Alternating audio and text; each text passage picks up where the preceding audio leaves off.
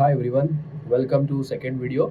In the last video, we have discussed GenAI. What is GenAI? Introduction about GenAI, and we got the overall holistic idea about GenAI होता क्या है, right? In this session, we are going to discuss is GenAI successful or not. So मुझे personally ऐसा लगता है कि किसी और टेक्नोलॉजी को सीखने के लिए या फिर क्या जनरेटिव एआई को हम लोग एक सक्सेसफुल मॉडल मानना चाहिए या फिर नहीं।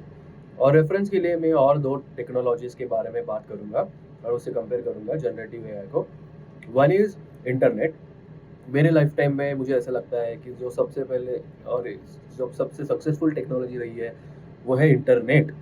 ठीक है, और मैं और एक एग्जांपल लेके चलूँगा ब्लॉकचेन और क्रिप्टो का, बिकॉज ये एक और टेक्नोलॉजी है जो मेरे लाइफ में हमारे लाइफ में आई है एंड मे बी एक उसका फुल पोटेंशियल रीच नहीं किया उसने। That is a blockchain, right? So मुझे बस ये देखना है कि पूरे के पूरे स्पेक्ट्रम में इंटरनेट और क्रिप्टो के बीच में जनरेटिव एआई कहाँ पे लाई करेंगे। अगर वो इंटरनेट साइड में ज़्यादा लाई करेगा तो मतलब सक्सेसफुल होने के रास्ते पे। अगर वो क्रिप्टो के साइड पे लाइन करेगा तो मे भी इतना सक्सेसफुल नहीं है, राइट? सो अगर मेरे से कोई पूछे कि अगर टेक्नोलॉजी सक्सेसफुल है कि नहीं, तो मैं कुछ सीरीज ऑफ क्वेश्चंस पूछता हूँ। अगर उन क्वेश्चन का आंसर येस है तो मैं मानता हूँ वो टेक्नोलॉजी सक्सेसफुल है। तो we will discuss the series of questions. That is सबसे पहला क्वेश्चन, दैट इज डज क्या वो technology real world problem solve कर रही है या नहीं। अगर आप इंटरनेट की बात करो तो इंटरनेट सच में रियल प्रॉब्लम सॉल्व कर रहा है। पहले हम रिलेटिव्स को लेटर्स लिखा करते थे जिसका टर्न अराउंड टाइम होता था 15 डेज, राइट? पहले हम फिजिकली बैंक में जाके ट्रांजैक्शन किया करते थे, हम रेलवे स्टेशन में जाके टिकट किया करते थे, हम दुकानों में जाके सामान खरीदा करते थे। इंटरनेट के आने के बाद में ये सब कुछ आप आपके फ़ोन से कर सकते हो घर में बैठ के। You are actually solving a problem.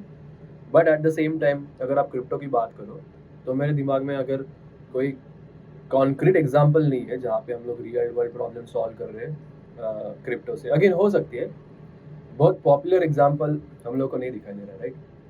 But अब बात करते हैं जनरेटिव एआई के बारे में।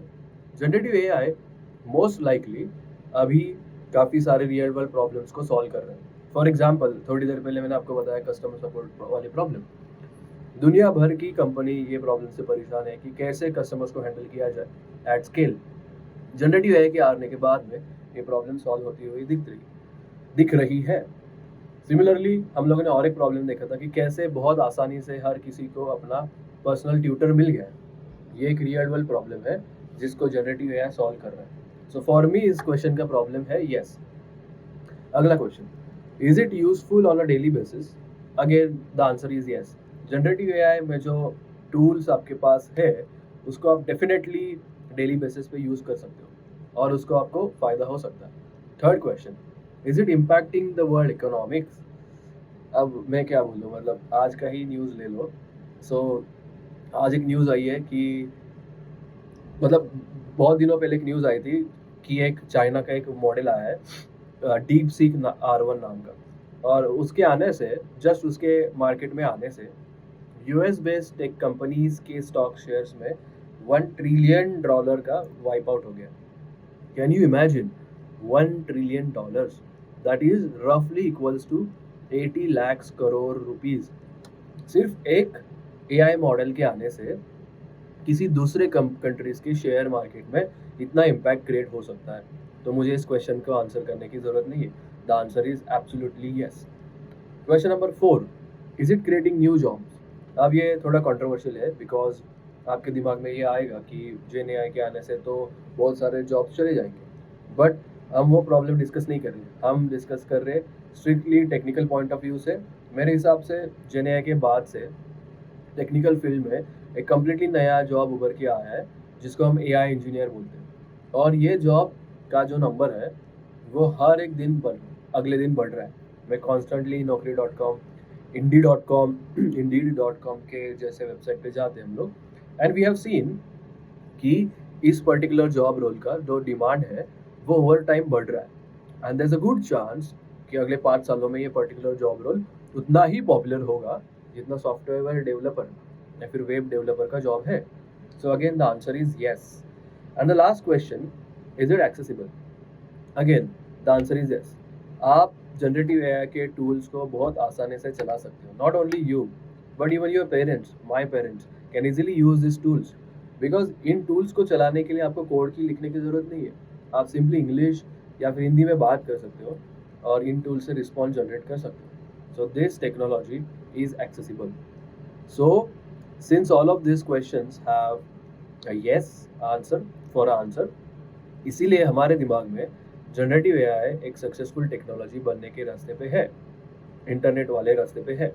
So that is why I feel कि अगर आप एआई या फिर किस आसपास के फील्ड में काम कर रहे हो या फिर काम करने वाले हो, करना चाहते हो, तो जनरेटिव एआई आपको डेफिनेटली आपका टाइम एंड दिमाग इन्वेस्ट करना चाहिए, बिकॉज अभी ये टेक्नोलॉजी जस्ट आई है और अभी अपना फुल पोटेंशियल इसने रीच नहीं किया है।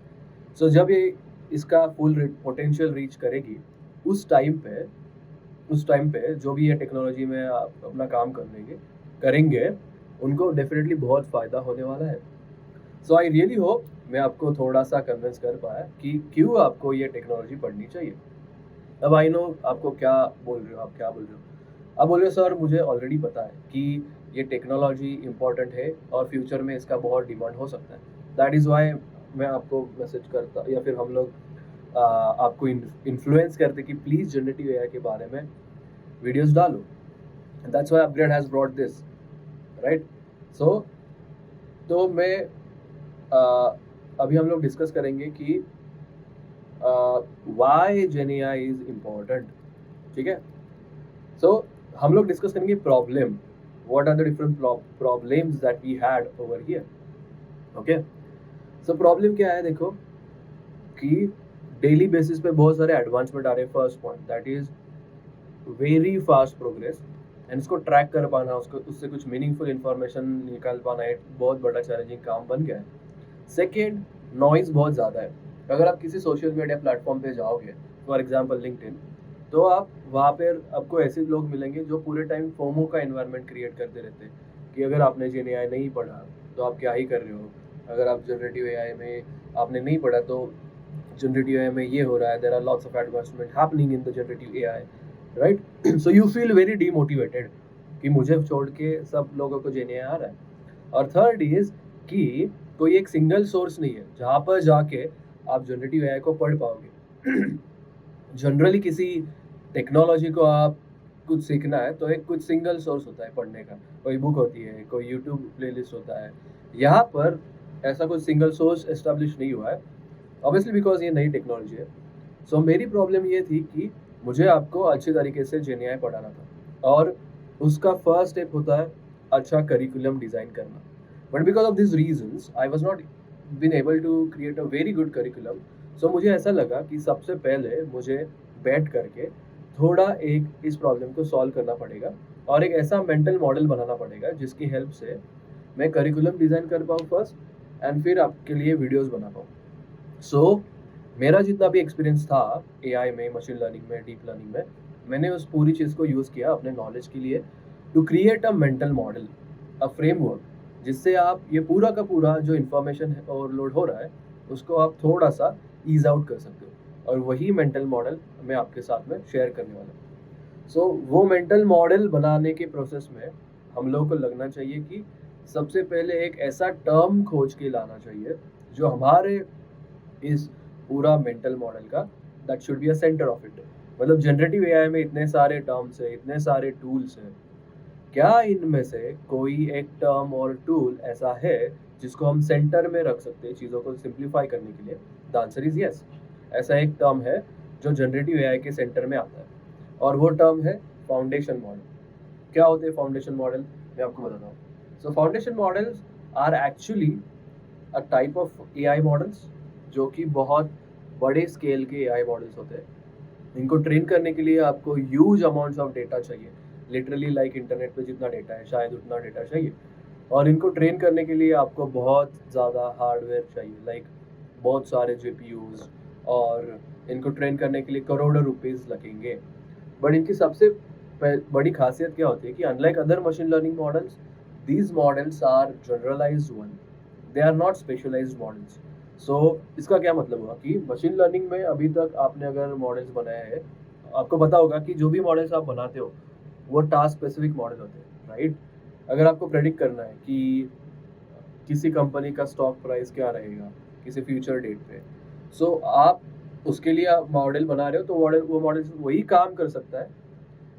ऐसा नहीं कि वो मॉडल अलग कुछ काम करेगा, like predicting cricket scores. So these are like specific models, but foundation models are generalize models, मतलब वो एक से ज़्यादा काम कर सकते हैं, एक से ज़्यादा काम अ, कर सकते हैं।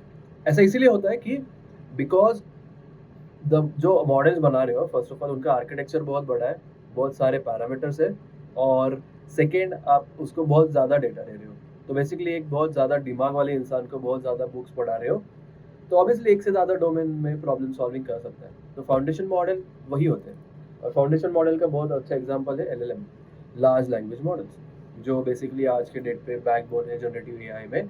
किसी भी और एलएलएम को आप उठा लो, उससे कई तरीके की प्रॉब्लम कर सकते हो। आप उससे टेक्स्ट जनरेशन करवा सकते हो, आप उसके सेंटिमेंट एनालिसिस करवा सकते हो, समराइजेशन करवा सकते हो, क्वेश्चन आंसरिंग करा सकते हो, ऑल बिकॉज एलएलएम्स को ट्रेन करने की प्रोसेस में आपको एक बहुत बड़े एआई मॉडल को, जिसमें बहुत सारे पैरामीटर्स हैं, उसको आपने पूरे इंटरनेट का डेटा दिया। और फिर इस पूरे प्रोसेस में क्या हुआ कि नॉट ओनली वो नेक्स्ट वर्ड प्रेडिक्ट करना सीख गया, but at the same time उसने sentiment analysis, question answering, summarization, ये सारी चीज़ें वो सीख गया। तो मुझे ऐसा लगता है कि आपको पूरी की पूरे जनरेटिव एआई के इस लैंडस्केप के सेंटर में किसी चीज़ को रखना है, तो वो है आपका foundation models. By the way, foundation model सिर्फ एलएलएम नहीं होते, कुछ L multi models, large multi models भी होते हैं, एल ऐसे मॉडल्स जो सिर्फ टेक्स्ट के साथ में काम नहीं करते, वो इमेजेस, वीडियो, साउंड के साथ में भी काम कर सकते हैं। तो दैट इज़ वाई मैंने एलएलएम्स ना लिख के फाउंडेशन मॉडल्स लिखा है। बट अगर आप फिलहाल सिंप्लीफाई करना चाहते हो और, तो आप फाउंडेशन मॉडल के बदले एलएलएम्स लिख देते हो। तो अब एक बहुत अच्छी चीज़ हो गई कि मैंने जो मेंटल मॉडल बनाया उसके एकदम सेंटर पे एक टर्म आ गया, that is foundation models, centre में, राइट? अब इसके बाद में देखो हम लोग कैसे चीज़ों को सिंप्लीफाई करने वाले। मेरे नॉलेज के बेसिस पे हम लोगों को ऐसा लगना चाहिए, या फिर हमारे नॉलेज के बेसिस पे हम लोगों को ऐसा लगना चाहिए कि इस पूरे के पूरे फ्रेमवर्क को हम लोग दो हिस्सों में डिवाइड कर सकते हैं, ठीक है? सो इसके सेंटर में है फाउंडेशन मॉडल्स। अब जनरेटिव एआई में आप दो टास्क कर सकते हो, इधर you can use foundation models और you can build foundation models. यही दो काम होते हैं। पूरा का पूरा जनरेटिव एआई इन दो पार्ट्स में डिवाइडेड है। कोई भी टर्म आप सुन रहे हो, कोई भी टूल आप सुन रहे हो, कोई भी टर्मिनोलॉजी आप सुन रहे हो, वो या तो बनाने के पर्सपेक्टिव से होगा या फिर यूज करने के पर्सपेक्टिव से होगा। सो इन शॉर्ट, मेरा मेंटल मॉडल ये बोल रहा है कि पूरे के पूरे जनरेटिव एआई में जो सबसे बड़ा कोर कंपोनेंट है वो है फाउंडेशन मॉडल। और पूरे के पूरे जनरेटिव एआई में आप दो में से एक ही काम करते हो। इधर you have a user perspective, जहाँ पर आप एक बने बनाए फाउंडेशन मॉडल को अपने काम के लिए यूज कर रहे होते हो, और the second perspective is the builders perspective, जहाँ पे आप as a big company in foundation model को बना करके कहीं पे डिप्लॉय करते हो। So this was my mental model, जिसके हेल्प से मैं पूरे की पूरे चीज़ को सिंप्लीफाई कर लिया मैंने। सो अब यहाँ से बहुत मज़ेदार चीज़ शुरू होगी। जैसे ही कि मैंने एक मेंटल मॉडल बना लिया, उसके बाद से मैंने अपने लिए एक गेम काइंड ऑफ क्रिएट कर लिया। उसके बाद मैंने कभी भी आप कोई नया टर्म मुझे मिलता था या सुनने को मिलता था, मैं सबसे पहले ये सोचने की कोशिश करता था कि वो यूज़र वाली साइड जाएगा, मतलब एप्लीकेशन बिल्डिंग साइड जाएगा, या फिर बिल्डर वाली साइड पे जाएगा जहाँ पे फाउंडेशन मॉडल बनाते हैं। तो एक काम करते, इस चीज़ को हम लोग थोड़ा सा चेक करते, पूरे के पूरे मेंटल मॉडल को थोड़ा चेक करते, एक match the following kind of game खेलते हैं, ठीक है? सो मान लो आपने एक नया टर्म सुना, प्रॉम्प्ट इंजीनियरिंग। आप क्या करोगे, आप झट से जाओगे, आप चैट जीपीटी से पूछोगे कि ये प्रॉम्प्ट इंजीनियरिंग क्या होता है, और फिर उस डिस्क्रिप्शन के बेसिस पे आप वो डिसाइड करोगे वो यूज़र वाली साइड पे जाएगा या फिर बिल्डर वाली साइड पे जाएगा। सो द प्रॉम्प्ट इंजीनियरिंग क्या होता है, अगर आपके पास एक एलएलएम है, तो आप उससे डायरेक्टली इंग्लिश में बात कर सकते हो, उससे क्वेश्चन पूछ सकते हो, और अपने क्वेश्चन को इस तरीके से रिफाइन कर सकते हो कि आपको और बढ़िया आंसर मिल जाए। That is what the prompt engineering is. So since आप यहाँ पे बने बनाए एलएलएम को यूज़ कर रहे हो, तो ये जाएगा यूज़र वाले साइड पे, यूज़र पर्सपेक्टिव पे। Second, RLHF, reinforcement learning with the help of human feedback. तो अब ये ऐसी टेक्नोलॉजी है जिसके हेल्प से आप किसी LLM के बिहेवियर को थोड़ा मॉडिफाई कर सकते हो, उसको थोड़ा सेफ गार्ड कर सकते हो ताकि वो कुछ ऊट पटांग चीज़ें ना करे।